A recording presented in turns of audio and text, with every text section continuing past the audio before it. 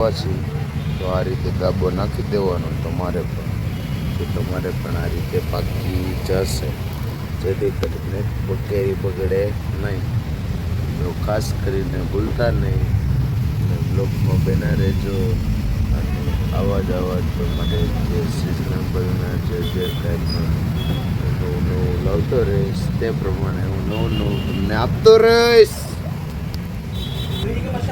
તો આ કાચી કેરી છે, આપણે જે તમને બતાડ્યું આગળ પાકી કેરીનો રાજા છે.